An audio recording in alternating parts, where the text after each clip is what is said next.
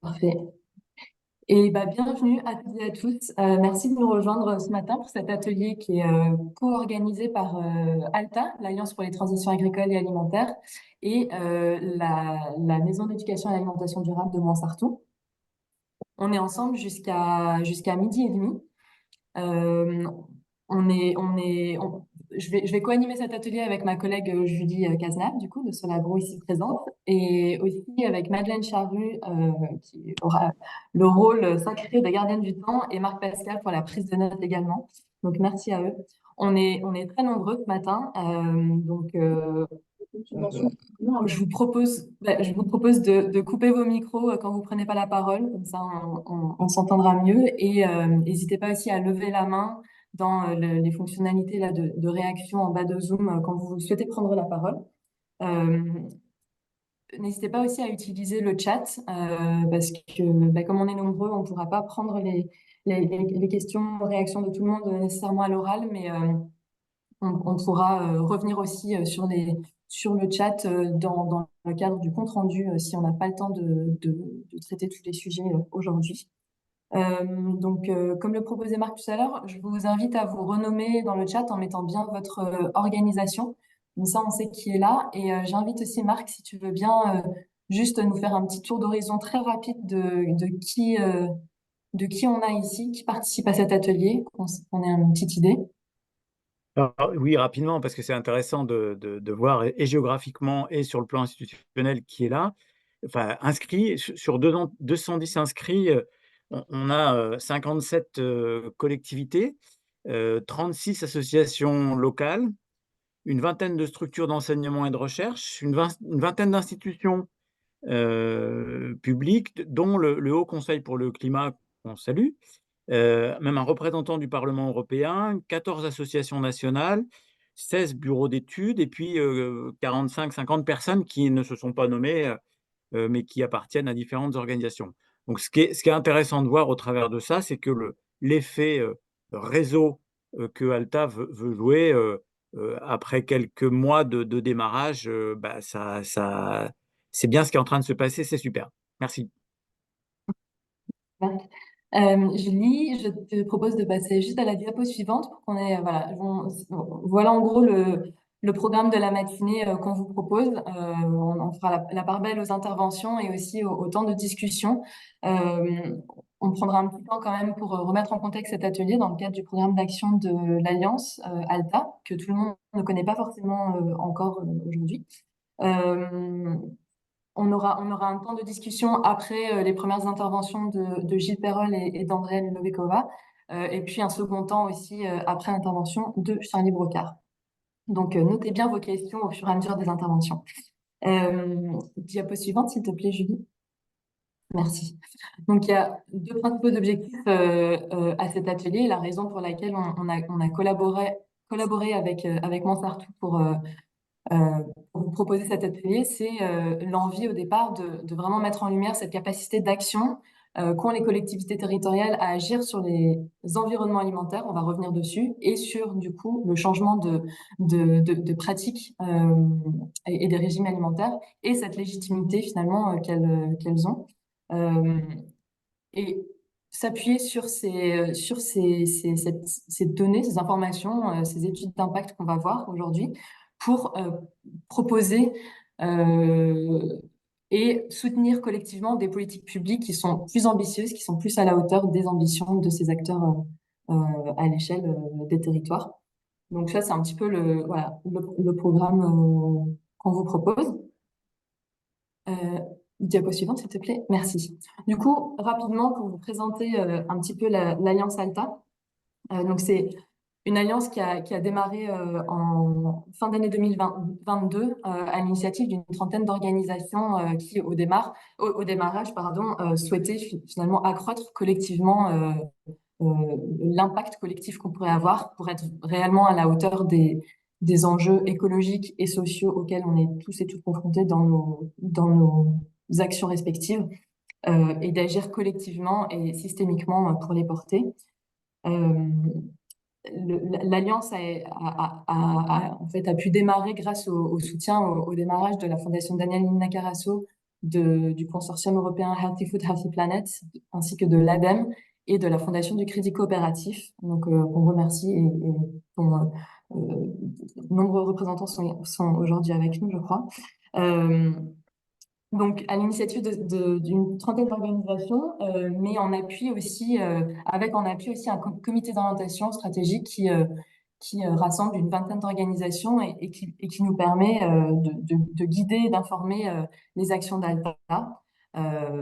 L'Alliance qui est donc animée au quotidien et coportée en co-animation avec Solagro et avec le soutien aussi de la Chaire UNESCO Alimentation du Monde, entre autres. Donc, c'est vraiment cette action systémique qui était au cœur du démarrage de l'Alliance. Je veux bien la diapo suivante, s'il te plaît, Julie. Avec cet objectif de rassembler une diversité d'acteurs au sein d'un espace commun de coopération et d'échange pour appuyer l'action des acteurs à l'échelle des territoires, mais aussi au national, pour permettre cette montée en compétences collective. Et de profiter de cette dynamique, de l'essaimage des actions, de ces retours d'expérience pour pouvoir nourrir les actions des organisations qui font du plaidoyer à l'échelle nationale et être collectivement une force de proposition également. Donc, l'Alliance s'est lancée dans un premier programme d'action autour de cet enjeu assez crucial de comment est-ce qu'on facilite l'évolution de notre alimentation vers des assiettes plus durables et plus végétales pour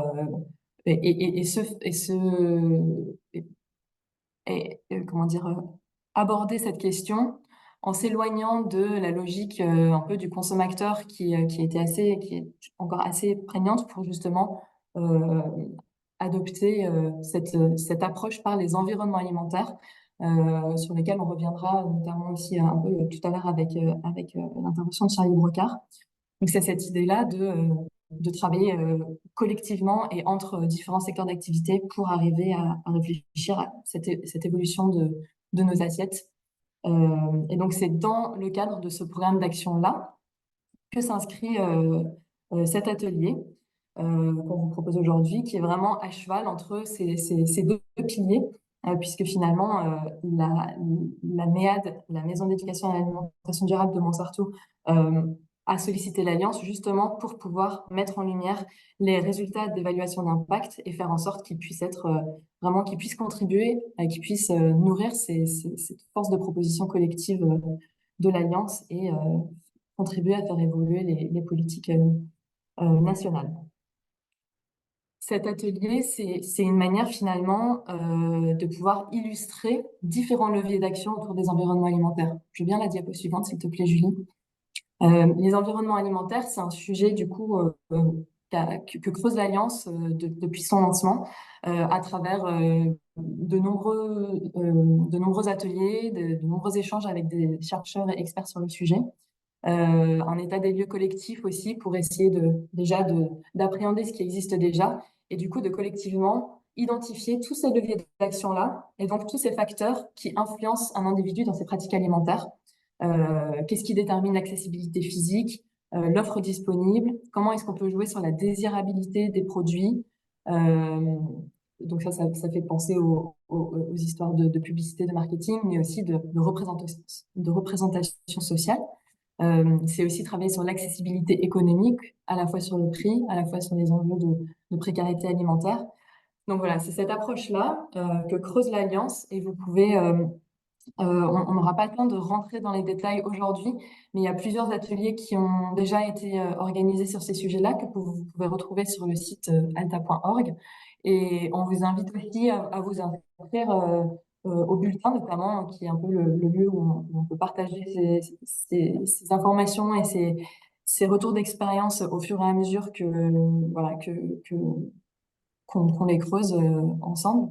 Et puis, il y a également la charte de l'Alliance qu'on vous invite à découvrir et à signer pour ceux qui le souhaitent pour participer de manière plus...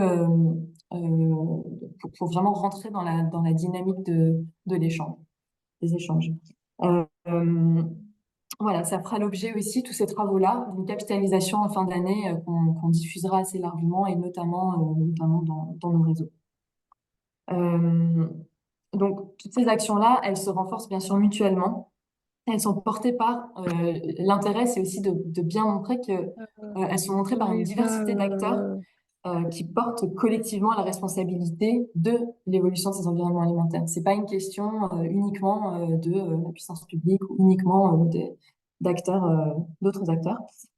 Et donc, les collectivités territoriales, à l'échelle locale, sont vraiment aux premières loges pour avoir cette vision assez systémique, et notamment à travers ces objets, ces instances de gouvernance que sont les projets alimentaires territoriaux, et qui permettent quand même de pouvoir appréhender aussi ces enjeux d'environnement alimentaire et d'explorer les leviers d'action. Donc, c'est autour de ces questions-là qu'on va réfléchir aujourd'hui. C'est quel impact on observe aujourd'hui de ces approches par les environnements alimentaires? Comment est-ce qu'on fait pour les amplifier aussi aux échelles, les amplifier et s'aimer à l'échelle des territoires, mais aussi qu'est-ce que ça génère comme comment est-ce qu'on peut inspirer les politiques nationales pour en faire des cadres d'action plus adaptés, plus facilitants pour ces actions, pour le déploiement de ces actions à l'échelle locale sur lesquelles vous travaillez toutes et tous déjà. Donc, on vous remercie encore de pouvoir d'être là ce matin et pouvoir partager vos retours aussi d'expérience sur ces sujets-là. Donc, sans plus attendre, je vais inviter dans un premier temps Gilles et puis rapidement suivi par Andrea pour nous présenter un peu le contexte et les actions qui ont mené ensuite aux travaux d'évaluation d'impact dans la ville de Montsartou, qui montre depuis plusieurs années un engagement politique local très fort et qui nous permet d'avoir ce retour un peu, disons, historique. Je te laisse, Gilles, prendre la suite. Merci Merci beaucoup. Alizé, bonjour à tous. Euh, il y a quelques diapos qui vont défiler assez vite parce que l'idée est de laisser un temps important au rendu de l'étude d'impact. Il faut savoir qu'à Montsartou, tout a commencé par une prise de conscience et je pense que c'est important dans le décodage de la compréhension du projet. C'était la crise de la vache folle en 1998 et c'est la prise de conscience qu'il fallait maîtriser un mode de production respectueux de la santé et de l'environnement. Et c'est ce qu'on a commencé à vouloir faire avec un fort portage politique, diapo suivante, avec notre cantine 100% bio depuis le 1er janvier 2012. À coût constant, c'est une cantine qui aujourd'hui aussi à 50% de menus végétariens. Donc vous voyez bien entre le 100% bio et le 50% végétarien, le fort engagement santé environnementale.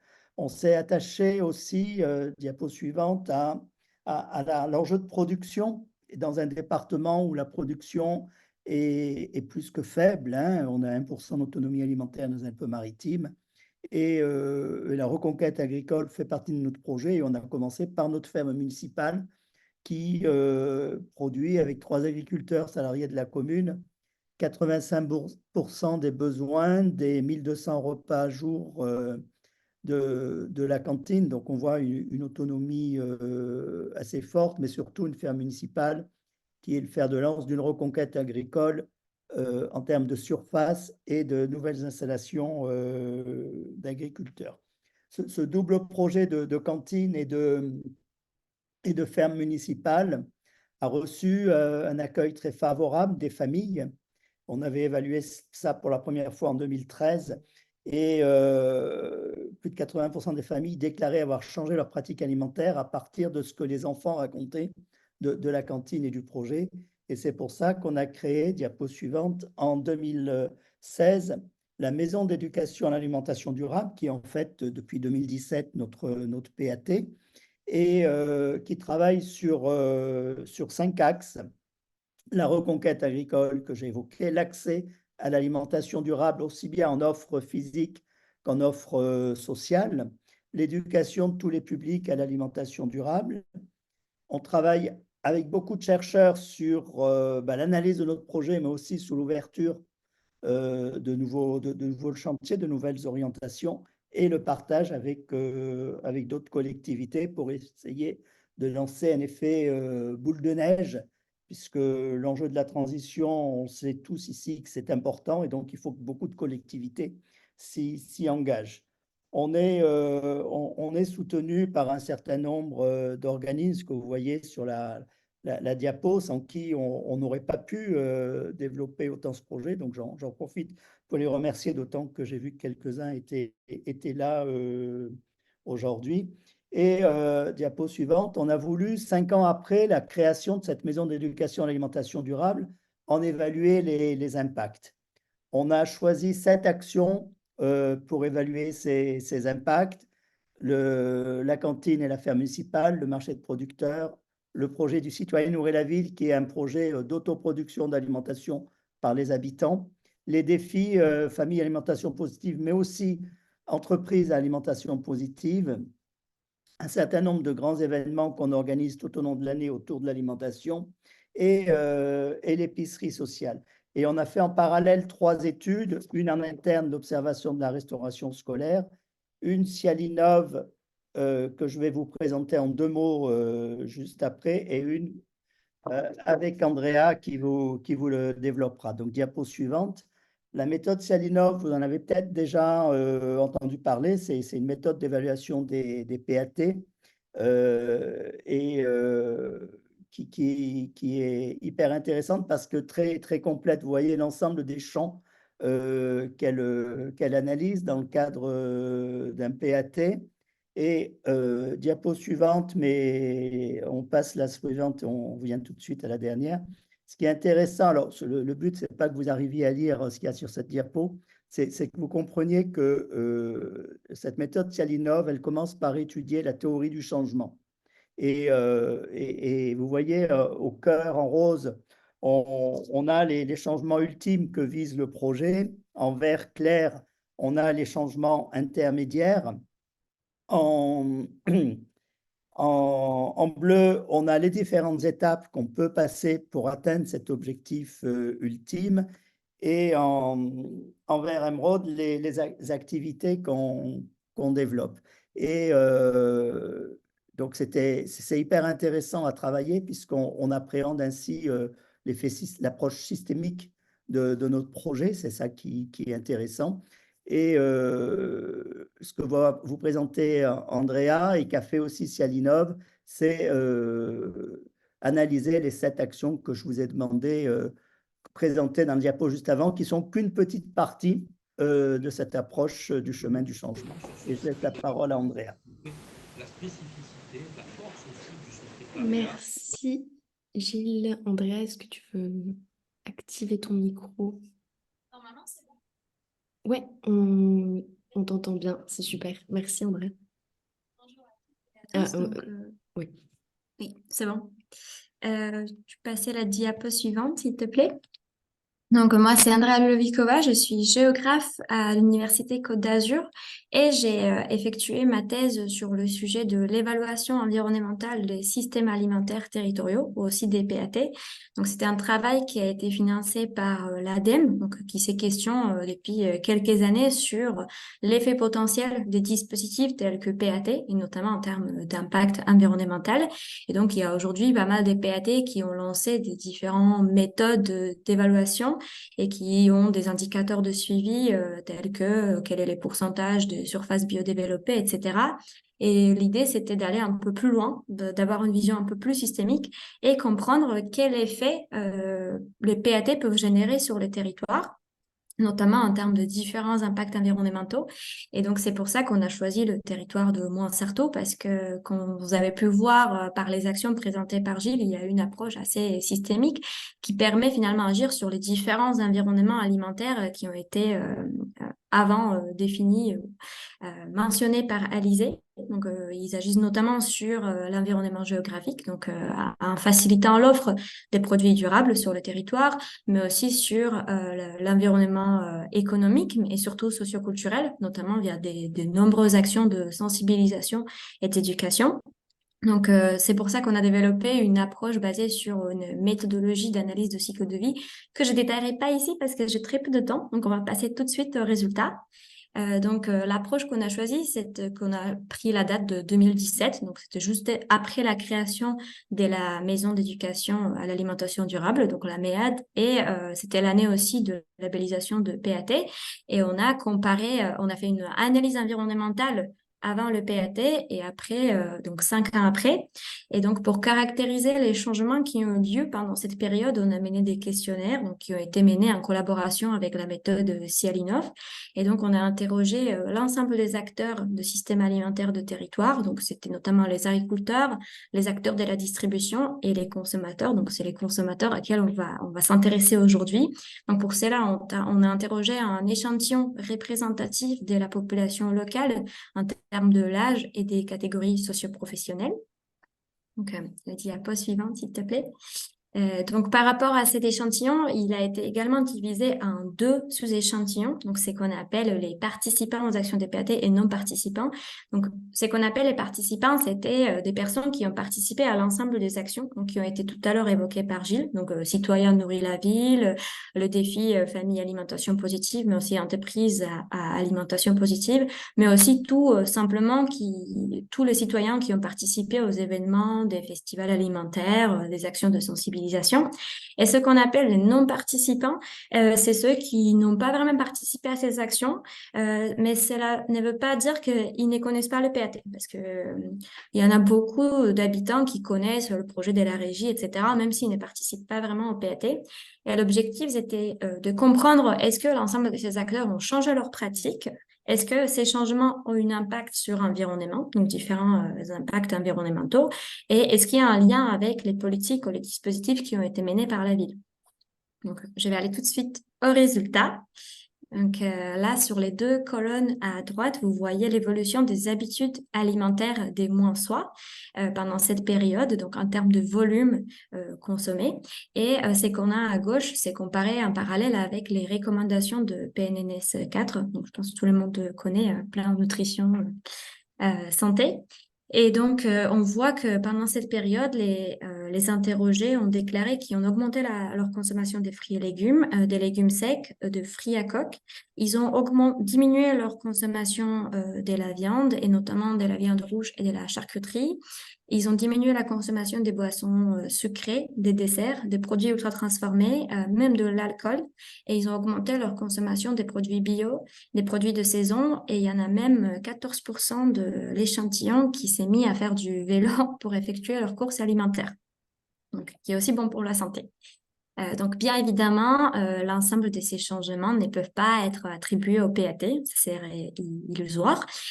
Donc, c'est pour ça qu'on a aussi interrogé ces gens-là pour leur demander est-ce que finalement ces changements ont été influencés en partie par les initiatives de la ville. Donc, ça, c'est la diapo suivante. Merci. Et donc, 2 tiers des répondants déclarent qu'ils sont influencés par les politiques de la ville. Et ça se voit également à travers de la comparaison des 2 sous-échantillons. Donc, les sous-échantillons que j'appelle les participants, ils étaient 2 à 3 fois plus enclins à changer leurs pratiques. Donc, ce que vous voyez sur le tableau, prenons l'exemple de changement de consommation des produits ultra-transformés. Donc, ultra-transformés, je ne l'ai pas précisé avant, mais ça va être les barres chocolatées, des bonbons, des produits extrêmement transformés. Et donc, c'est les participants qui ont participé aux actions de PAT, ils ont diminué cette consommation par 40%, alors que c'est bien moins pour les non-participants. Donc, il y a un nombre de limites, bien évidemment, avec cette approche, parce que c'est basé sur le déclaratif, mais même malgré les biais éventuels de cette enquête, on peut quand même constater qu'il y a une tendance qui est assez claire à Montsartou, qui va dans le sens d'une approche d'une meilleure santé, santé globale, mais santé environnementale, et qui se distingue fortement de l'évolution nationale en termes, par exemple, de consommation des produits transformés. Donc, j'ai vu qu'il y a aussi Anthony Fardet qui est présent parmi les participants, qui pourra en parler mieux qu'à moi, mais il y a une augmentation de ces produits assez flagrante en France, mais en Europe. Il y a également, en termes de consommation de viande, cela stagne plutôt pendant la période étudiée. Donc, il y a clairement une tendance qui est un peu différente dans ces territoires. Et ce qui nous a intéressé derrière, c'est quel est l'impact environnemental potentiel de ces changements. Donc ça, c'est la diapo suivante, s'il te plaît. Donc, on a modélisé plusieurs indicateurs environnementaux, mais là, je vais vous montrer l'exemple de changement climatique et de l'indicateur de l'épuisement des ressources fossiles. Donc, ce que vous voyez ici, les deux graphiques, c'est la réduction d'impact pour ces deux indicateurs en valeur absolue. Donc, pour les changements climatiques, c'est en termes de kilos de CO2 équivalent et l'épuisement des ressources fossiles, c'est en termes de kilos équivalent de pétrole. Et en bas, on voit des différents changements des pratiques des habitants et qui ont contribué à cette diminution. Donc, on voit que l'ensemble des changements, que ce soit le rééquilibrage alimentaire, consommation de produits bio aux saisons, ils ont un impact positif sur la réduction d'impact. Et le changement qui a le plus d'impact, c'est le rééquilibrage alimentaire, donc c'est-à-dire le fait que les habitants consomment moins de produits ultra-transformés et carnés et ils consomment plus de produits frais végétaux. Et donc ça, c'est clairement une action qui a le plus d'impact et ça va être pour l'ensemble des indicateurs qu'on a étudiés. On en a étudié 16. L'action qui suivit derrière, c'est la réduction de gaspillage alimentaire. Même si la réduction n'était pas très conséquente, c'était autour de 3%, si je ne me trompe pas, l'impact est quand même non négligeable et suivi par, pour l'indicateur d'épuisement des ressources fossiles, il y a quand même l'usage du vélo et la consommation des produits bio qui ont un impact assez positif. Pour d'autres actions comme manger de saison, vrac et compostage, l'impact est aussi positif, mais c'est un peu plus marginal par rapport à d'autres actions. Donc, par rapport à l'empreinte carbone des habitants, donc ça c'est la diapo suivante, s'il te plaît. On a regardé qu'est-ce que ça change en termes de l'empreinte carbone liée à l'alimentation des habitants, qui est considérée d'être autour de 2 tonnes et 2000 kilos de CO2 équivalent par an. Selon l'étude qu'on considère. Et là, de nouveau, on a comparé nos deux sous-échantillons qui étaient plus ou moins le même nombre d'habitants. Et on voit que les participants, ils ont réussi à réduire leur empreinte carbone en moyenne par 26%. Donc, c'est environ un quart. Étant donné qu'il y avait quand même une partie des habitants qui n'ont pas changé les habitudes, donc ils sont pris en compte dans les calculs de pourcentage. Et pour ceux qui étaient vraiment les plus motivés, qui ont changé plus, il y en a certains qui ont réussi à réduire leur empreinte alimentaire jusqu'à 45%. Donc, c'est pas négligeable et ça contribue à atteindre les objectifs climatiques qu'on s'était tous fixés. Dernière slide. Je vous ai dit aussi qu'on a évalué l'impact des changements des pratiques des commerçants et des agriculteurs qui ont aussi eu des changements assez positifs. Mais si on les met en relation pour ces deux indicateurs étudiés avec les pratiques des habitants, c'est bien évidemment les pratiques des habitants qui ont un potentiel environnemental beaucoup plus conséquent, ce qui n'est pas vraiment étonnant parce que c'est un territoire urbain, très peu agricole et très peu industriel. Et dans son ensemble, on observe une réduction de 18% de gaz à effet de serre et de 11% d'usage des ressources fossiles des approvisionnements alimentaires de la ville.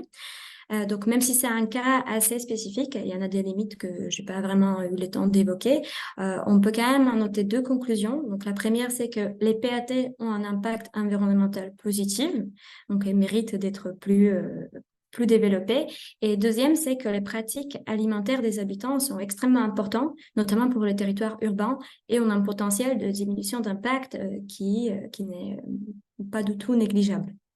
Et en plus donc je suis désolée, il y avait un peu trop de chiffres et j'ai parlé que de l'environnement, mais il y avait bien évidemment aussi des impacts positifs sur la santé, parce que vous voyez bien que les changements vont dans le sens des recommandations de PNNS.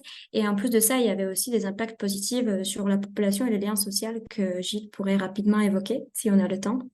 Et c'est tout pour moi, merci. Merci beaucoup, Andrea. Je pense qu'on aura un petit temps pour te demander des clarifications sur tous ces chiffres. Et il y a des premières questions qui commencent à arriver dans le chat. Je vous rappelle que vous pouvez interagir librement dans le chat, mais qu'on aura un petit temps d'échange juste après la suite de l'intervention de Gilles, à qui je laisse la parole. Oui, donc slide suivante. C'est des résultats qui sont extraits de Cialenov justement sur le lien social. On voit que 25% des habitants ont pu nouer de nouvelles relations grâce aux actions de la maison d'éducation à l'alimentation durable, et 48% ont rencontré des personnes différentes de leurs relations habituelles. Donc, on comprendrait bien tout l'intérêt aussi de ces activités autour de la maison d'éducation à l'alimentation durable. Et slide suivante, on voit qu'il y a aussi 70% des habitants qui considèrent avoir une participation active ou modérée aux actions de la maison d'éducation alimentation durable. 80%, 83% pardon, se sentent associés à la construction de la politique alimentaire de la commune et 36% ont décidé d'agir à partir du suivi des actions qu'ils ont faites avec la maison d'éducation à l'alimentation durable. Donc, en synthèse, sur la slide suivante, on voit que le PAT de Montsartou, en 5 ans, a eu un réel impact sur la transformation des pratiques alimentaires des habitants. Un impact environnemental positif et assez fort parce que 26% de réduction des gaz à effet de serre, c'est loin d'être neutre. Alors, ce n'est pas encore suffisant par rapport aux objectifs des accords de Paris, mais c'est un morceau important du chemin. On peut supposer, comme l'a dit Andrea et comme on le voit dans le tableau comparaison avec le PNNS, que la MEAD a un impact santé positif aussi, à partir de ce qu'on sait, des études qui montrent que manger moins transformé, manger moins de viande, manger plus bio, c'est bon pour la santé. Mais on est en train de mener une enquête santé auprès des élèves qui mangent chaque jour à la cantine. On aura les résultats en fin d'année ou début d'année prochaine. Et un dernier point que je tiens à souligner, parce que souvent, on a tendance à penser, on a pu le lire dans certains rapports, que le niveau communal n'est pas forcément un bon niveau de PAT, qu'il faut plutôt viser des PAT au niveau intercommunal. Moi, je fais partie de ceux qui sont convaincus qu'il faut un PAT à chaque niveau de collectivité qui travaille en synergie. Et travailler sur les habitudes alimentaires, c'est bien le niveau communal qui est sûrement le plus efficient parce que le plus proche des habitants. Et on voit que à travers l'étude, et je remercie encore Andrea et puis Pierre Leray et Adèle Ouama qui ont fait ces deux études en parallèle qui sont convergentes dans les résultats, donc qui donnent de la robustesse à ces résultats. Ça démontre bien que si on sait que l'alimentation, c'est 25% des gaz à effet de serre, c'est aussi un quart de la solution. Et c'est sûrement la solution la plus facile et la plus rapide à mettre en œuvre et sûrement la moins chère aussi par rapport aux enjeux de déplacement et d'énergie. Donc, c'est pour ça qu'il faut accélérer sur cette transition alimentaire et c'est tout l'objet d'Alta, de la force d'une alliance, d'un réseau.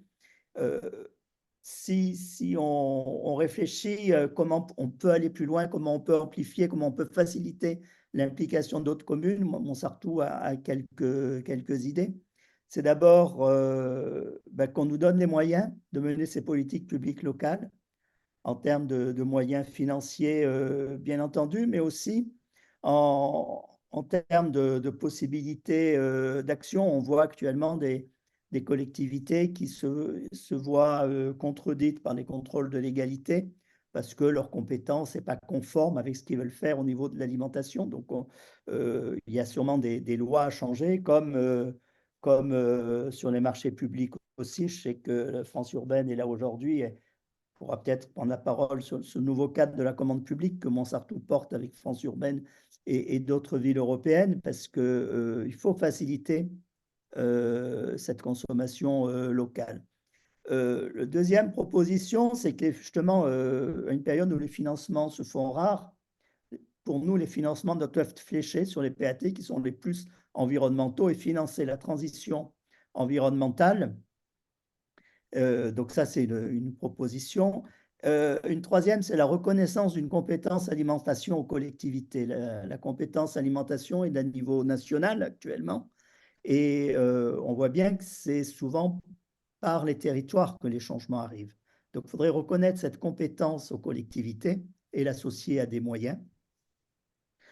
Si on va sur des aspects plus généraux, si Montsartou a commencé peut-être un peu plus tôt, c'est parce que très tôt, on a pris conscience des enjeux.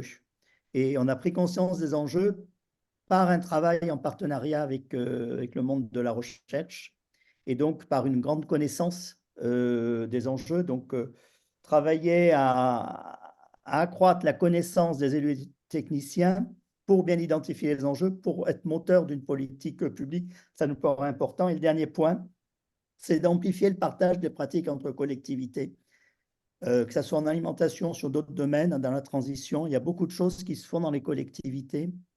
Et comment on pourrait amplifier ce réseau de travail. Moi, j'en ai parlé avec le CNFPT, par exemple, pour qu'il soit porteur, au-delà de la simple formation des agents, de la mise en réseau et d'associer dans ces mises en réseau aussi bien les agents, les techniciens que les élus. Parce que c'est avec ce duo qu'on arrivera à gagner le défi qui est face à nous. Voilà, je vous remercie. Merci à toi, Gilles. Merci pour ces premières pistes pour renforcer la capacité d'action des collectivités déjà impliquées dans déjà engagées dans cette dynamique et faciliter l'implication d'autres communes. On voudrait rebondir un petit peu sur ces pistes-là et vous demander quelles seraient vos propositions pour des politiques publiques ambitieuses qui renforcent, enfin qui permettent un cadre effectivement qui est en mesure de renforcer les capacités d'action des acteurs et actrices des territoires. Pour ça, on vous propose deux choses. Vous pouvez nous partager vos propositions directement dans le chat et même mettre en place un petit système de vote par like dans le chat, mais vous pouvez aussi bien sûr prendre la parole. On vous demande juste voilà, de lever la main si ça vous convient pour nous signifier que vous voulez intervenir. Et c'est aussi l'occasion de demander des questions, de poser des questions à Gilles et Andrea ou de rebondir sur leurs interventions. Je ne sais pas si je vois pas de main se lever instantanément, mais il y a peut-être des questions du chat à faire remonter. Alors, il y a des questions dans le chat, mais je vois qu'Andrea y répond. Il y a eu plusieurs questions de méthode auxquelles Andrea a répondu directement, mais peut-être que elle peut le faire à l'oral pour tout le monde sur les principales. Oui, je suis en train de répondre dans le chat et j'ai aussi mis le lien vers ma thèse où il y a toute la méthodologie, la base de données qui sont expliquées. Là, c'est sûr que je me suis concentrée sur les résultats parce que c'était la consigne. Mais oui, en fait, c'est qu'on a fait, on a interrogé des gens sur leurs changements et le régime alimentaire de base, on les a modélisés avec des données plus complètes existantes parce que on n'est pas allé chercher concrètement qu'est-ce qu'ils mangent tous les jours. Donc pour ça, on a utilisé la base de données 1K3. Et derrière, on a demandé à leur caractériser et à quel point ils ont changé quelles habitudes. Et après ça, on a modélisé l'impact sur différents indicateurs environnementaux sur ça. Et je sais pas c'était quoi les autres questions. Et c'est sûr que c'est déclaratif, donc ça a un certain nombre de limites, notamment le biais de désirabilité, parce que les répondants, ils répondent un peu, c'est qu'ils aimeraient bien aussi de temps en temps, mais moi aussi j'ai travaillé avec des bases de données qui ont été plus complètes où les gens y déclaraient, par exemple pour le défi à famille alimentation positive, et même quand c'est déclaré comme ça précisément, il y a aussi des biais et des limites, donc c'est une question un peu méthodologique assez compliquée, mais ça permet quand même de donner des tendances et voir le potentiel environnemental et c'est ça qui comptait pour nous. Peut-être pour répondre à aussi une des questions sur le fait que 5 ans, c'est un temps long pour dire si on a l'impression qu'on a modifié ces changements de pratiques alimentaires. L'Observatoire de la restauration scolaire qui lui se fixe uniquement comme public cible les familles dont les enfants fréquentent l'école, mais c'est quand même près de 800 familles. Nous, on fait une enquête tous les 3 ans depuis 2013. Et en fait, sur trois points, c'est la connaissance du projet, l'appréciation du projet et en quoi ce projet transforme les pratiques alimentaires à la maison. Et on a les mêmes tendances de résultats et consolidées avec 4 questionnaires depuis 2013 qui vont dans le même sens et qui montrent l'amplification des changements et aussi qui voient progresser de questionnaire en questionnaire la diminution de la viande, par exemple, qui était très peu présente en 2013. Et à l'époque, d'ailleurs, la cantine n'avait pas de menu végétarien. Le premier menu végétarien, c'était 2017, 2 fois par semaine en 2019 et 50% en 2022. Et on voit bien qu'en changeant l'approche végétarienne de la cantine, les familles ont suivi ce même changement, mais aussi sûrement en prenant des informations ailleurs qu'à la cantine, hein, parce qu'on ne dit pas qu'on induit 100% des changements. Je veux dire, il y a le contexte global, et puis il y a le fait qu'on a aussi à Montsartou un festival du livre où il y a beaucoup de témoignages chaque année de grands témoins et qui amènent cette connaissance des enjeux et cette nécessité du changement. La preuve, c'est qu'on est à 50% de menus végétariens avec 0 plainte, 0 remarque négative, mais plutôt des remerciements des familles. Donc, ça consolide aussi le fait que les chiffres d'Andrea sont cohérents avec le ressenti qu'on peut avoir dans la ville. Je vois un doigt levé de Monsieur Desprez. Ah, pardon, je le voyais pas. Bah, Non, mais parce qu'il est manuel, il n'est pas Ah, visuel. ouais, bah, je vous laisse Et prendre il la est juste parole devant mes alors. yeux, donc je t'aide, Julie. Merci beaucoup. Et ben, je vous laisse réactiver votre micro. Voilà, vous m'entendez? Très bien. Parfait, merci. Merci beaucoup. Question à Monsieur Pérol. Entre le moment où vous avez décidé de faire cette action et aujourd'hui, quels sont les supports médias que vous avez utilisés pour faire connaître ce projet auprès de la population? Est-ce que c'est, enfin, support au pluriel, médias, parce que c'est pour que ça fonctionne, il faut que le plus grand nombre soit au courant, on est bien d'accord. Donc, quel est le support média que vous avez utilisé? Merci. Alors, le meilleur support, c'est certainement la cantine. Parce que moi, je crois beaucoup aussi, voilà, parce que si on se contente de dire il faut changer, il faut d'abord que la commune en elle-même change ses pratiques. Et le fait d'avoir une cantine 100% bio, 50% végétarienne, 70% locale avec sa ferme municipale, c'est très fort, c'est un très fort impact auprès de la population.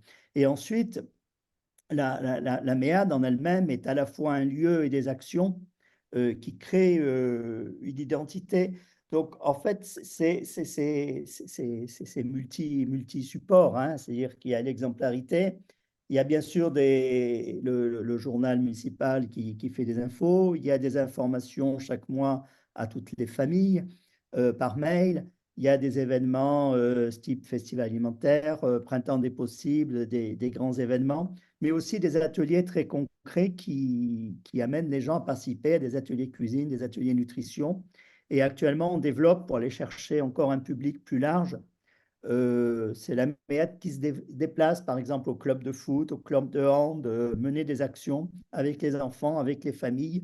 Donc voilà, c'est très diversifié et c'est ce qui permet d'avancer parce qu'effectivement, il faut aller chercher tout le monde et bien sûr aussi à travers les ateliers avec les seniors qui sont au CCAS ou le public de l'épicerie sociale avec qui on a des actions directes aussi. Voilà, on essaye et même on va jusqu'à travailler avec les entreprises, les restaurateurs. Voilà, c'est un peu tous azimuts.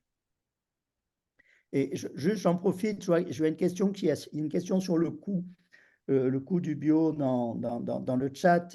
Je veux dire, le coût du bio le surcoût du bio peut facilement être absorbé si on change son régime alimentaire. C'est ce qu'on a fait à la cantine de Montsartou. Je veux dire, si on est 100% bio, on l'a financé par une diminution de 80% du gaspillage alimentaire et par une diversification à 50% des protéines selon l'assiette After 2050 de Solagro, hein, c'était notre boussole. Et en fait, tout ça, on sait que le gaspillage alimentaire, ça a généré 20% d'économie et le 50% bio, ça génère à nouveau 20%. Donc, avec 40% d'économie, on peut payer le surcoût du bio. Et on a vérifié que dans les défis famille alimentation positive, c'est le même travail. Les familles augmentent leur part de bio de manière significative, à peu près plus 25% de bio, plus 25% de local, et une diminution du coût moyen du prix de revient du repas de 6 centimes par personne au foyer. Donc on voit qu'en changeant les pratiques, en se mettant à cuisiner, on peut maîtriser les coûts. Merci Gilles. Je vois que Marion Tagnou de France Urbaine a levé la main. Je t'invite à réactiver ton micro. Oui, bonjour. C'est un peu pour rebondir sur l'intervention de Gilles et la question là, qui est affichée sur quelles propositions pour des politiques ambitieuses. Donc France urbaine, c'est les grandes villes et les grandes agglomérations. Ce qui fait que dans ce cadre-là, on conjugue différents types de compétences, des compétences intercommunales et des compétences communales. Et donc on a beaucoup de territoires qui sont aussi présents aujourd'hui, qui engagent des politiques alimentaires assez fortes. Ce qui fait que ma réponse va être sur deux champs. Un champ un peu plus de plaidoyer, comment on défend des choses sur les politiques alimentaires au niveau national et européen, et sur les actions concrètes. Je vais faire rapidement, mais sur le côté plaidoyer, on a un vrai enjeu à montrer comment on articule de manière pertinente différentes échelles qui ont différentes logiques. Pour éviter de construire des concurrences entre les échelles, pouvoir dire, bah voilà, le PAT, le bassin de vie, le bassin d'approvisionnement, c'est une certaine échelle de la démocratie alimentaire, c'est une certaine échelle du soutien à l'installation, de la relation directe avec les producteurs. L'échelon départemental, régional va être une autre forme d'échelle, avec un lien avec les grossistes, avec d'autres types d'acteurs, d'autres types aussi de mécaniques d'achat.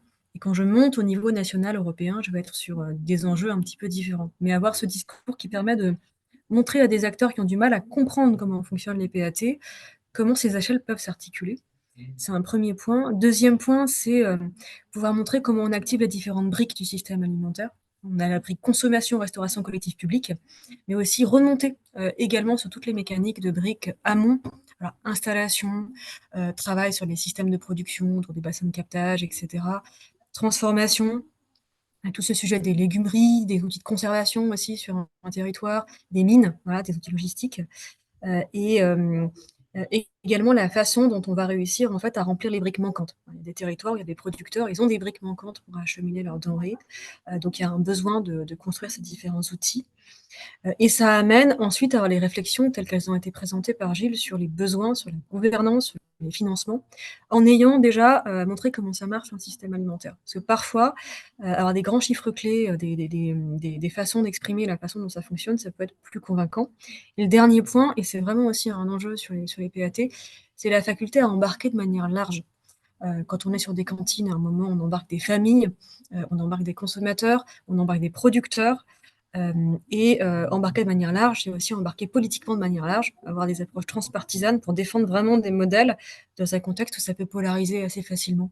Parfois, quand on parle d'agriculture, d'alimentation, c'est aussi tout le travail que fait Altar, d'avoir cette approche aussi très englobante pour montrer qu'on peut avoir des intérêts communs.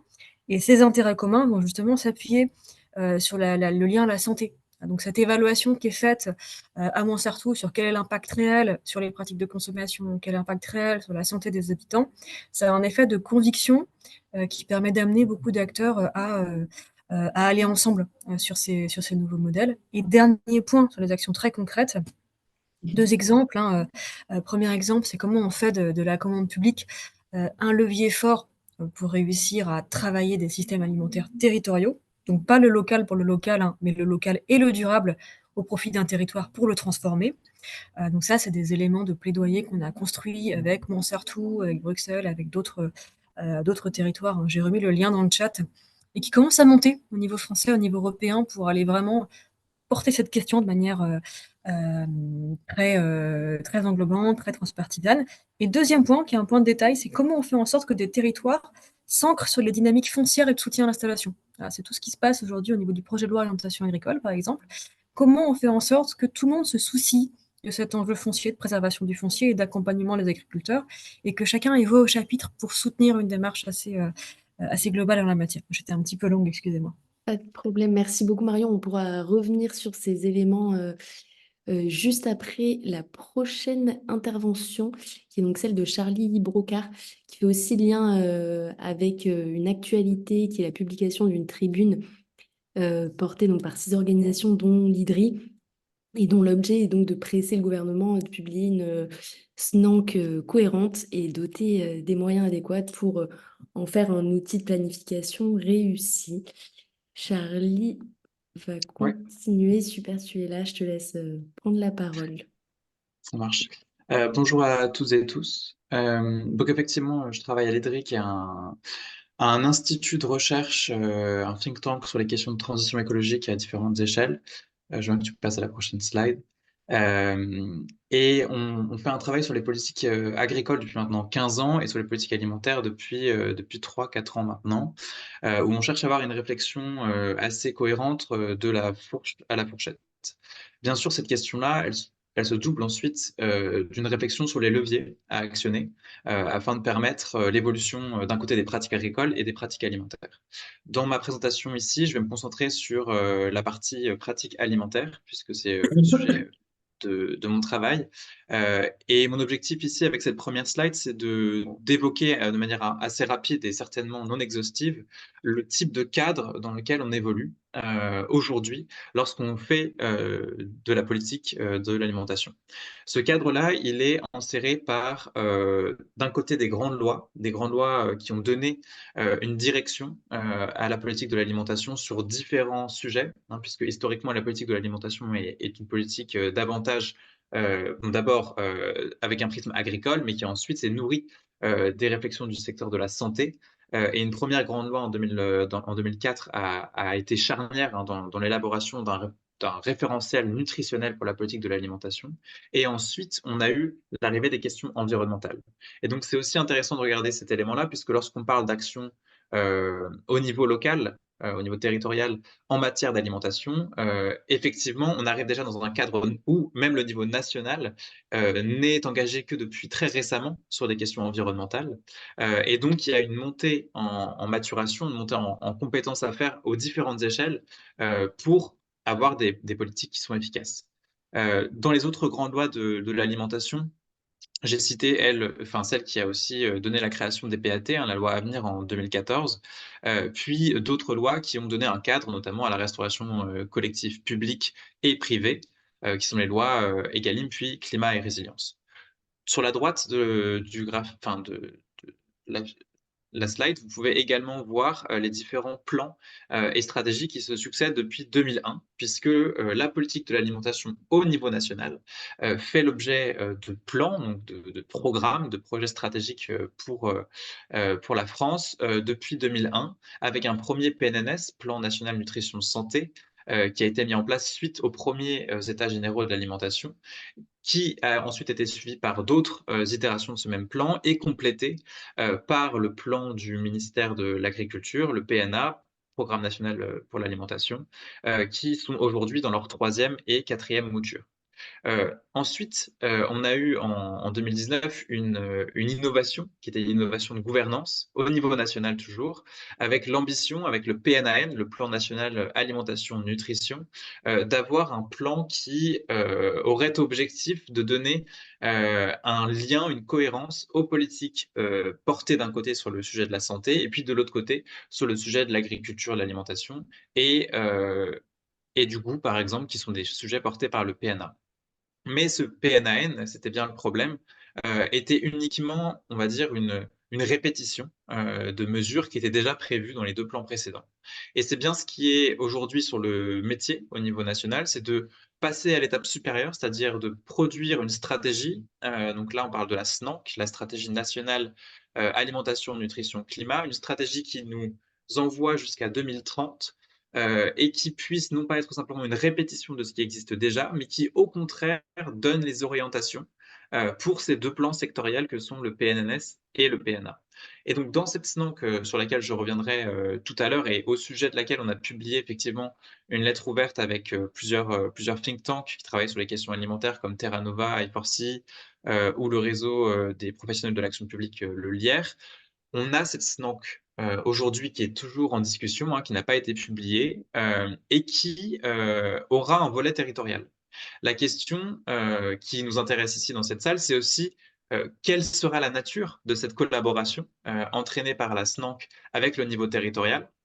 Et avant d'aller un peu plus en détail là-dessus, je veux que tu passes à la prochaine slide. Je voulais évoquer rapidement quelle est la nature de cette relation, ou en tout cas comment on peut l'interpréter.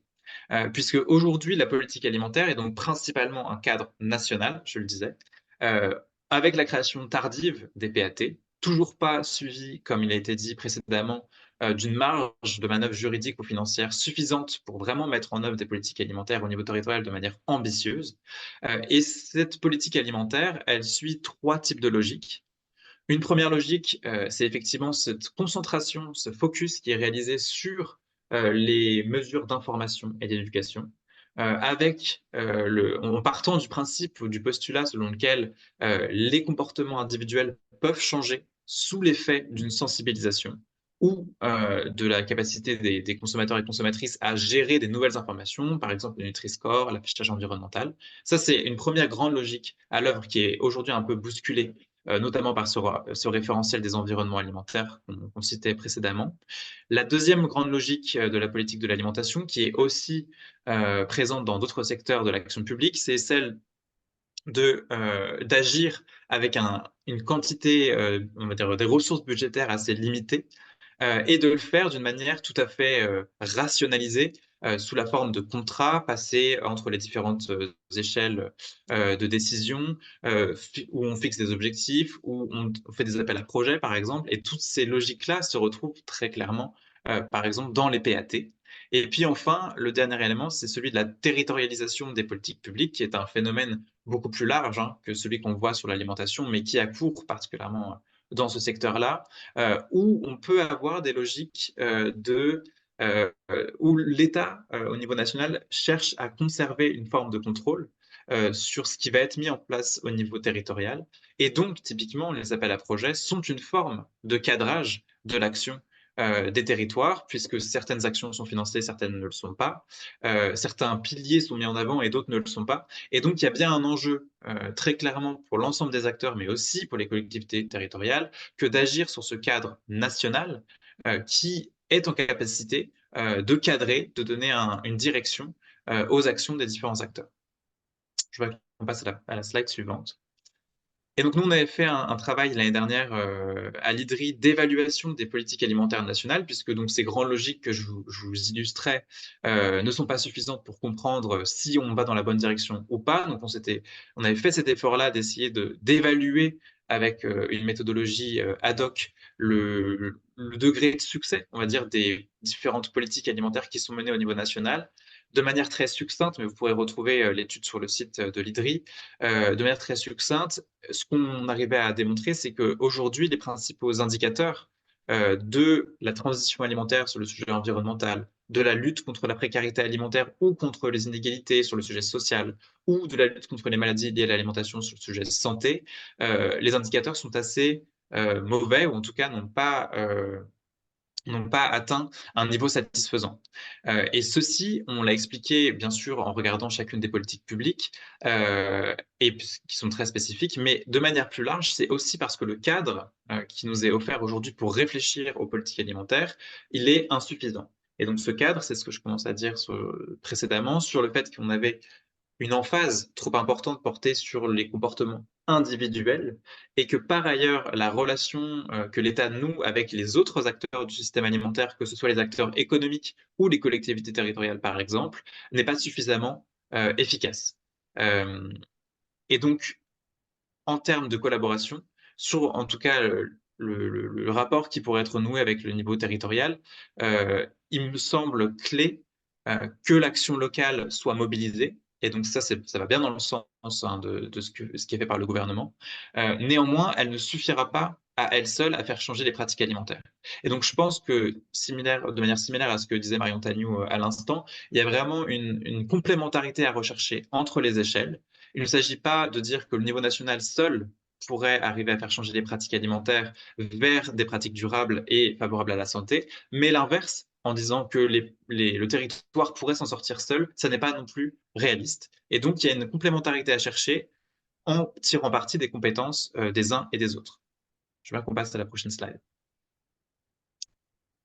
Merci. Je ne vais pas vous refaire la discussion sur les environnements alimentaires. Je pense qu'on peut passer directement à la prochaine slide sur les propositions. Mais mon propos conclusif, c'est vraiment sur cette SNANC dont je vous invite à vous saisir, euh, puisque aujourd'hui, jusqu'à présent, alors même que cette SNANC a été prévue comme un des outils de la planification écologique dans le domaine alimentaire, planification écologique qui fait aujourd'hui l'objet d'une territorialisation, puisque vous avez certainement été sollicité dans le cadre des COP régionales, par exemple, organisées par le Secrétariat général à la planification écologique. Cette SNANC fait partie de l'arsenal des politiques publiques de planification écologique dans le domaine alimentaire. Et donc, il y a un rôle très fort à jouer pour les territoires. Or, ce qu'on peut voir, par exemple, dans le cadre des COP régionales portées par le SGPE, c'est que c'est seulement le secteur agricole qui est mis en avant. Je regardais encore à l'instant les différents leviers qui sont identifiés. Le levier changement de pratique alimentaire n'est pas retenu par le SGPE dans la territorialisation de son action. Et donc là, il y a un enjeu aussi pour que sur le volet proprement alimentaire, qui vient en complément du volet agricole, les collectivités territoriales soient force de proposition et puissent se saisir des compétences qui sont aujourd'hui à leur disposition pour réaliser des actions sur le territoire. Il y a déjà plein de choses qui sont faites dans le cadre des PAT, mais aussi arriver à dépasser peut-être un premier niveau d'action qui est celui qui est le plus naturel, celui autour de la restauration collective, celui autour de la sensibilisation des citoyens et citoyennes du territoire, celui qui est du soutien aux expérimentations qui sont menées, qui sont des éléments très importants, mais essayer d'aller au-delà également et parler des sujets d'aménagement urbain relatifs à l'implantation de certains commerces alimentaires et pas d'autres, le soutien à la production agricole durable dans le territoire, ou également des questions de modification des pratiques sur un plan un peu plus important en modifiant, par exemple, les pratiques publicitaires dans le territoire. Et cela doit être mené en collaboration et en complémentarité avec l'action de l'État.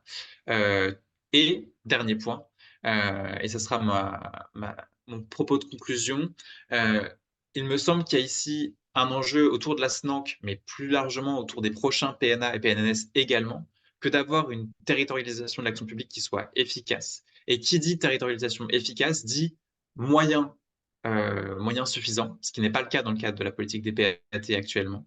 Moyens financiers, mais également moyens en termes de ressources humaines. Moyens juridiques également, et ça a été, c'est quelque chose qui est porté par de nombreux acteurs, dont France Urbaine. Et enfin, d'être considéré comme un véritable partenaire pour coélaborer ces plans. Et là, les COP régionales vont dans ce sens-là, de coélaboration, mais je pense qu'on peut aller à une étape suivante, et notamment demander à ce que la SNANC, dans son processus de territorialisation, fasse vraiment une place aux acteurs du territoire. Je vous remercie. Merci à toi, Charlie. On a de nouveau un temps d'échange qui est prévu. Je te remercie pour nous avoir partagé ton regard sur ce cadre et les possibles évolutions de celui-ci. Peut-être que Gilles, je peux te proposer de commencer à réagir sur le propos de Charlie.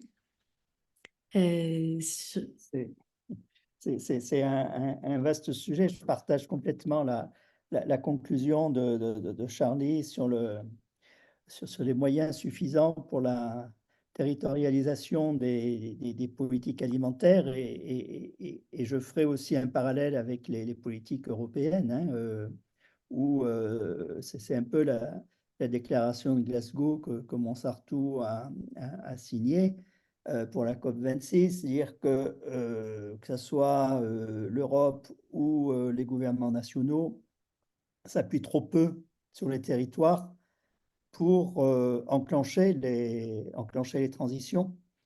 Et c'est pas des lois. Enfin, moi, je suis convaincu que ce ne sont pas des lois. On le voit bien avec Egalim, c'est-à-dire que la loi ne suffit pas au changement. Il faut d'abord une loi avec des moyens, comme l'a souligné également Charlie, mais aussi il faut cette coopération territoire, État, Europe dans la transition. Mais le côté opérationnel, c'est le plus important et c'est les territoires qui le mettront en œuvre. Et je pense que ces moyens suffisants, mais aussi cette organisation des collectivités ensemble avec leurs habitants peuvent être un contre-pouvoir au niveau national européen pour contrecarrer l'approche uniquement économique des décisions. On l'a bien vu dans le mouvement des agriculteurs. Qu'est-ce qui est venu en avant? C'est diminuer les objectifs environnementaux, alors que ce n'est pas ça qui nuit à la juste rémunération des agriculteurs. C'est l'organisation du système économique de distribution et c'est de savoir qui fait des bénéfices sur l'alimentation. Donc, il faut, si la SNANC veut changer quelque chose, mais moi, ce qui m'affole, c'est que la SNANC, on en entend parler depuis plus d'un an, elle aurait dû sortir depuis longtemps. On ne la voit pas arriver. C'est forcément qu'il y a des luttes et des pressions au niveau envers le gouvernement pour en diminuer l'impact environnemental, alors que c'est notre salut pour demain. Donc, en résumé, c'était ma proposition tout à l'heure dans ma dernière diapo, c'est-à-dire que c'est aussi de flécher prioritairement les financements des PAT envers des actions réellement environnementales, que ce soit pour la production ou pour la transformation des régimes alimentaires. Effectivement, merci beaucoup. Et je ne vois pas de main levée. Est-ce que, Madeleine, il y a des questions, des réactions du chat à faire remonter? Ben, il y a une question qui est revenue à plusieurs reprises. Il y a une ébauche de réponse, mais c'est justement, est-ce qu'on a des informations sur quand est-ce qu'on va la voir arriver, cette SNANC, et dans quelles circonstances de consultation on pourra éventuellement intervenir. Donc, je ne sais pas, Charlie, si tu as quelques éléments de tout frais à partager. Et alors, du coup, je fais aussi le parallèle avec une question de Léna Krief dans les commentaires. Donc aujourd'hui, la SNANC, donc effectivement, comme disait Gilles, elle aurait dû être publiée en juillet 2023, suite à un processus qui a lié trois ministères, la santé, l'agriculture et la transition écologique. Il y a aussi une participation du CNA, Conseil national de l'alimentation, qui a proposé un avis en avril 2023 sur le sujet. Donc, elle n'est pas coportée par le SGPE, c'est plutôt un produit des différents ministères, enfin des directions de ces ministères. Et aujourd'hui, en termes de chronologie, c'est vrai que la crise agricole a laissé des traces aussi sur ce sujet alimentaire, puisqu'il y a une certaine fébrilité à sortir le dossier SNANC, notamment en vertu de la volonté de certains acteurs des ministères que d'aborder certaines questions clés comme la consommation de viande. Et donc, bien sûr, le contexte n'était pas favorable à ça. Ce que j'ai reçu comme information dernièrement, c'est qu'on aurait peut-être des nouvelles d'ici avant l'été et potentiellement une mise en consultation à ce moment-là, puisque une des dernières étapes du processus sera une mise en consultation auprès de trois conseils consultatifs, donc à nouveau le CNA, le Conseil national de transition écologique et la Conférence nationale de santé, qui devront donner un avis sur la SNANC. Et donc, le processus n'est toujours pas terminé. Et d'ici à ce qu'on ait un document final, je pense qu'on peut encore attendre jusqu'à l'automne. Donc, il y a une fenêtre d'opportunité. Merci, Charlie, pour cette réponse. Marion, je t'invite à réactiver. Une question très, très simple et presque candide. Quel est l'effet prescriptif réel de la SNANC? C'est-à-dire que si elle contient des choses positives ou négatives, quel est son effet dès lors que ça se joue probablement dans d'autres projets de loi, dans le projet de loi de finances? Est-ce qu'on ne peut pas avoir une SNANC très consensuelle avec des points qu'on trouve très positifs, mais qui finalement n'a aucun impact réel sur les politiques publiques? Si je peux prendre la parole en réponse, j'avais aussi écrit un commentaire écrit dans le chat face à cette remarque, Marion, et j'ai pas toute la réponse, au sens où, à mon avis, une grande partie du pouvoir prescriptif de la SNANC dépendra de son portage. Et c'est le cas pour toutes les stratégies, hein, puisqu'effectivement, par exemple, la stratégie Farm to Fork au niveau européen, aujourd'hui, par exemple, n'a donné aucun produit législatif. Donc, elle n'a eu qu'une portée normative sur le plan des priorités de l'Union européenne et a permis d'engendrer de nombreux débats, ce qui n'est pas rien non plus. Mais en termes d'effets, en termes de mesures, clairement, il n'y a rien eu. Au niveau français, de la même manière, la politique de l'alimentation est déjà fixée juridiquement dans le code rural. Donc la SNANC ne viendra pas bouleverser cette définition-là, qui est déjà assez englobante par ailleurs. Ce qu'elle doit faire, et ça c'est aussi inscrit dans la loi, ce qu'elle doit faire, c'est donner des grandes orientations aux deux plans sectoriels qui sont le PNNS et le PNA pour l'agriculture. Et donc, donner des orientations, ça peut tout et rien dire. C'est bien pour ça qu'il y a un enjeu à ce que la SNANC traite de grands sujets assez englobants qui peuvent à la fois permettre à la santé et à l'agriculture, en tout cas qui concernent ces deux sphères de l'action publique. Mais effectivement, à mon avis, cet objet-là, il ne faut pas non plus avoir un espoir démesuré au sujet de cette stratégie. C'est une bonne opportunité, notamment pour remettre sur le sujet, dans l'agenda politique, cette question des politiques alimentaires et notamment celle de leur territorialisation. Néanmoins, tout dépendra effectivement de la pression qui viendra des différents types d'acteurs autour de cet objet-là, qui pourra être tout à fait un PNAN, comme je le citais là, le précédent plan, on va dire ombrelle, ça pourrait être un PNAN bis s'il n'y a pas de pression suffisante. Même si, et dernier point, qui nuance un peu ce constat-là, c'est qu'en termes d'interministériel et de travail interministériel, la SNANC a déjà produit des effets, puisqu'elle a permis à des directions qui ne se parlaient pas réellement que d'avoir un travail collaboratif. Et ça, c'est déjà une première étape aussi, qui pourra être utile ensuite lorsqu'on aura des mesures dans le cadre des PNA et PNNS. Alors, des mesures et des moyens alloués pour mettre en œuvre les mesures, puisque c'est vraiment toutes ces stratégies nationales et plans nationaux, ils dépendent quand même énormément. Enfin, tu as parlé de portage politique, mais aussi de moyens concrets qui sont alloués pour la mise en œuvre. Alizé, tu as la main levée, tu peux. Ouais, merci. C'était juste pour répondre à la question de Solène du Loubatas sur quels moyens les acteurs locaux ont pour contribuer à la SNANC. Bah, c'est une question aussi auquel on réfléchit et à laquelle on est très preneur d'y réfléchir avec vous. Il y a des acteurs, avec l'Alliance, il y a un certain nombre d'acteurs de plaidoyer avec lesquels on est en lien. Il y en a qui sont ici présents, mais d'autres qui n'ont pas pu participer, comme le réseau Action Climat ou le collectif Nourrir. Mais c'est aussi l'objectif de pouvoir, comment dire, compiler les propositions collectives là, que vous avez partagées, que les intervenants ont partagées aujourd'hui, pour pouvoir justement les faire remonter à ces acteurs-là qui ont des stratégies de plaidoyer beaucoup plus abouties par rapport à cette SNANC. Et c'est aussi les partager largement aussi avec vous tous et plus largement après ensuite dans vos réseaux. Donc si on compile, si on parvient à compiler tout ça dans une fiche ressource ou un compte rendu à l'issue de cet atelier par exemple, c'est aussi le moyen de le diffuser dans les réseaux et quand on aura plus d'infos sur l'ouverture aussi de la consultation SNANC, ce sera l'occasion peut-être de pouvoir aussi repartir de ces travaux-là pour pouvoir y répondre et que le message soit renforcé de plein de voies différentes en fait à l'échelle locale. Mais voilà, on est preneur de discussions aussi à ce sujet-là. On a encore un petit quart d'heure devant nous.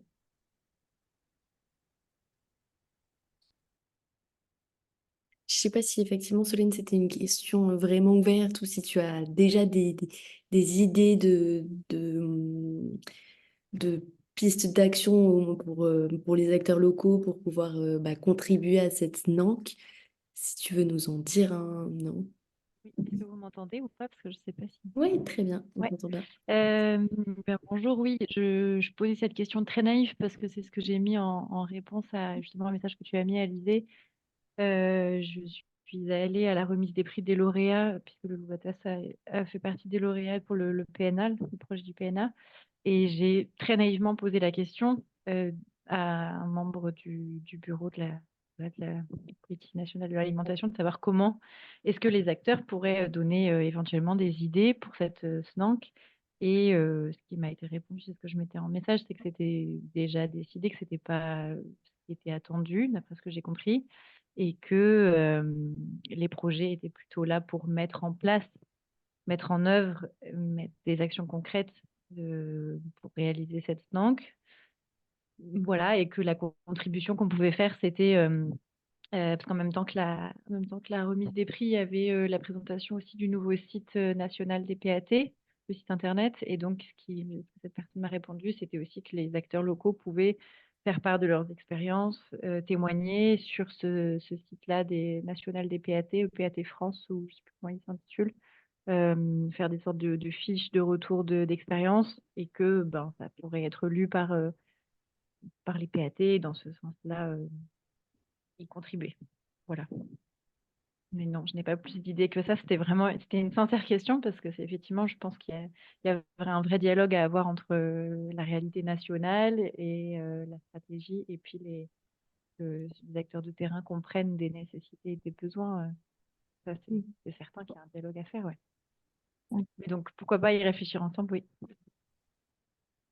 Merci beaucoup. Gilles, tu lèves la main pour répondre Oui, à je voulais réagir à ce que disait Solène, parce que bon, moi j'ai été auditionné par la SNANC, parce que je co-préside le groupe de travail alimentation, restauration scolaire d'Association des maires de France. Je siège au CNA, donc j'ai pu interagir avec la SNANC à plusieurs niveaux, mais je reste peu optimiste sur notre capacité à orienter. J'arrive, hein, c'est fini dans 10 minutes. Ah, non. C'est difficile d'orienter, de peser. C'est pour ça que je disais que c'était important, et c'est un travail que peut faire Alta, c'est d'arriver à allumer des contre-pouvoirs ou des forces d'appui, si on le voit du côté positif, pour rendre cette SNANC ou les projets du gouvernement plus ambitieux au niveau environnemental. Il faut savoir que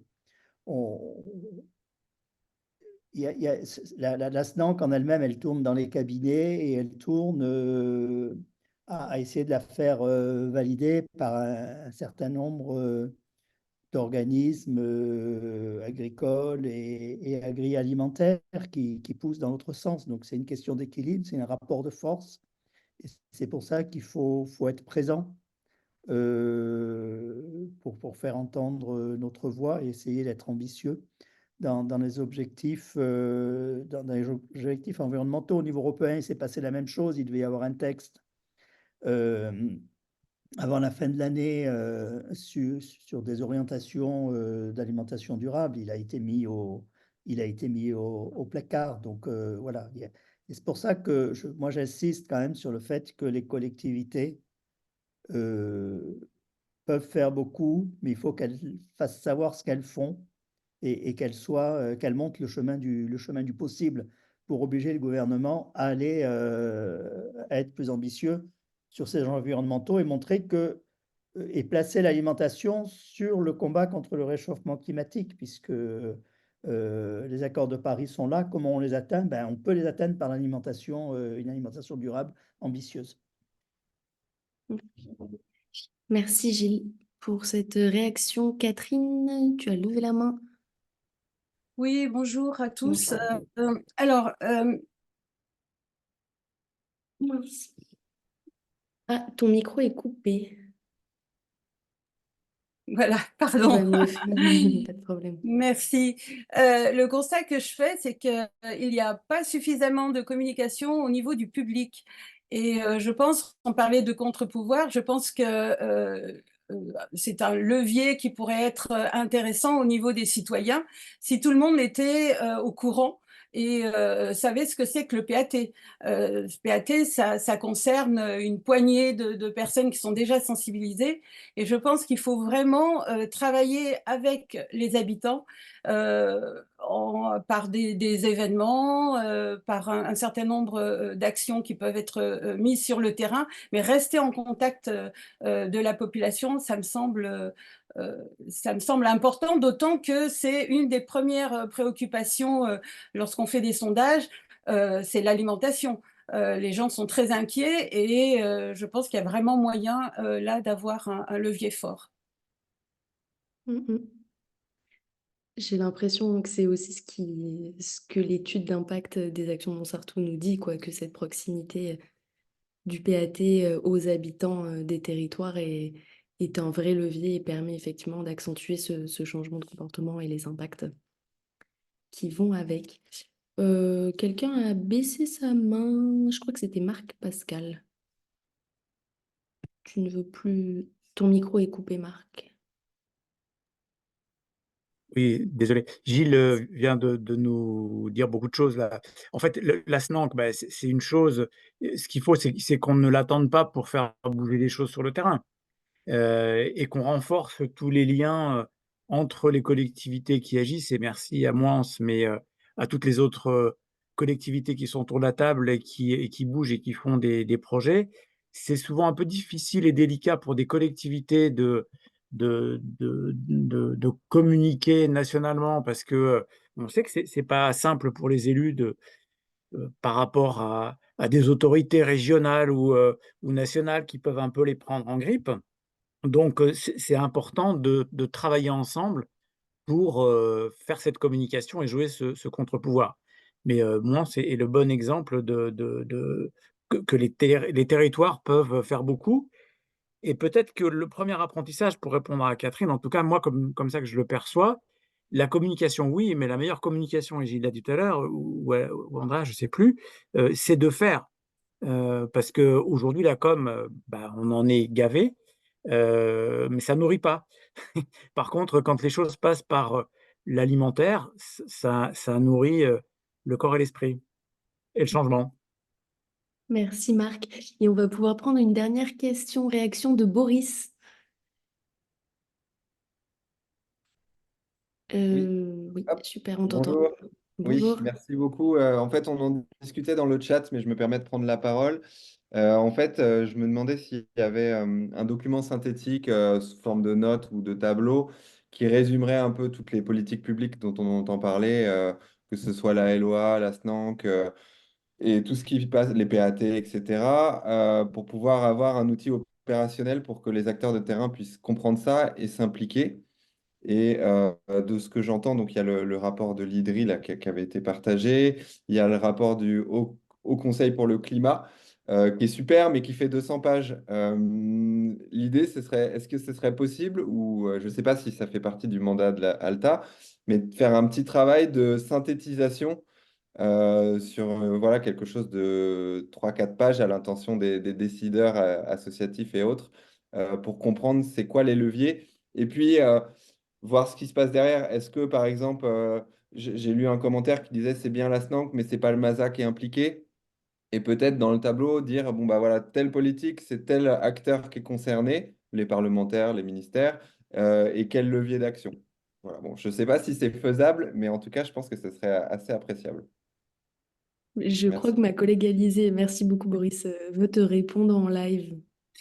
Ouais, alors c'est tout à fait quelque chose. En tout cas, on peut mobiliser le réseau et notamment les acteurs de plaidoyer, entre autres pour voir s'il y a des documents déjà qui existent et voir si on peut rassembler ces connaissances-là pour créer un document à partager. Donc, on va essayer de creuser ça. Ouais, merci beaucoup pour la question. Ouais. Et tant que tu as la parole, Alizée, bah, je vais te laisser conclure. Ah oui, L'heure effectivement, de se quitter bientôt. ouais, Mais merci tout à beaucoup fait. pour ce temps d'échange à toutes et tous. Ouais, merci beaucoup. Bah voilà, il y a eu beaucoup d'activités dans le chat. On va essayer de faire notre mieux pour reprendre les grands éléments, les grandes questions qui ont été soulevées. S'il y a des choses qui demeurent non répondues, on pourra aussi essayer de revenir auprès des intervenants pour avoir des petites précisions. Et dans tous les cas, tout ce qui a été partagé en lien, on le repartagera aussi. Voilà, donc on va compiler tout ça et vous le renvoyer. Ça permettra aussi d'avoir bah, du coup toutes ces propositions un peu en un même endroit. Et comme on disait tout à l'heure, peut-être permettre de les partager aussi avec les acteurs de plaidoyer qui sont beaucoup plus en contact avec les ministères et avec les cabinets qui travaillent sur la SNANC et la LOA, même si on entend bien, enfin, on entend bien que l'action peut de toute façon continuer et s'amplifier à l'échelle locale sans attendre, mais voilà, ça reste des échelles, comme Charlie le disait, totalement complémentaires et je pense qu'on le disait à tous les niveaux. Donc, On vous fera signe aussi quand la consultation, quand on aura quand même des informations sur cette consultation de la SNANC. Il y aura également une nouvelle campagne, enfin une suite de la campagne du collectif Nourrir, plutôt sur le volet LOA qui devrait être lancé bientôt. Donc, on vous tiendra informé. Donc, pour tout ça, n'hésitez pas à vous inscrire au bulletin. Parce que voilà, on vous recontactera pas si vous êtes simplement inscrit à un atelier. Donc, voilà, vous pouvez aller sur le lien Agir avec l'Alliance et vous y retrouverez également donc la charte d'ALTA, la charte de l'Alliance, qui permet de donner aussi plus de force à ces messages collectifs, à ces actions collectives que l'on porte. Donc c'est vraiment important si vous vous retrouvez dans ces propositions et dans ces ambitions voilà, de nous le faire savoir et de soutenir l'Alliance aussi de cette manière-là. Et donc, on est passé un peu rapidement au début de l'atelier sur le programme d'action d'Alta, sur ces travaux autour des environnements alimentaires, des leviers d'action qu'on a commencé à identifier collectivement. Il y en a une douzaine avec une quarantaine même de pistes d'action qu'on a identifiées pour travailler à la fois sur tous ces volets, que ce soit au niveau de la restauration commerciale, que ce soit au niveau des paysages alimentaires, etc., pour justement faciliter un peu voilà, l'action des acteurs qui sont engagés au niveau des territoires. Donc, n'hésitez pas, vous pouvez retrouver tout ça voilà, sur le site. S'il y a d'autres réactions, n'hésitez pas, tu peux passer la diapo, s'il te plaît, Julie, pour avoir voilà, le contact. N'hésitez pas à nous contacter aussi s'il y a des choses qui émergent voilà, dans les prochains jours où vous dites, tiens, ça pourrait être aussi pour nous faire remonter des choses que vous souhaitez partager avec le groupe dans le cadre du compte-rendu. C'est tout à fait des choses qu'on peut intégrer a posteriori. Donc, n'hésitez pas. Et bien, merci beaucoup à toutes et à tous pour votre participation active ce matin.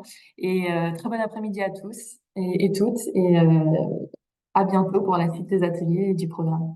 Merci beaucoup à tous. Merci, Merci de bon votre appétit. présence. Bon Merci. appétit, Bon appétit, bien oui. sûr. Merci. Merci à tous. Au revoir. Merci pour l'organisation. Et merci beaucoup aux Merci. intervenants pour vos super interventions et pour avoir tenu le temps. C'était génial. Merci. La gardienne du temps n'a rien eu à faire. C'est ça la retraite. Au revoir. Au revoir. Merci, au revoir. Au revoir.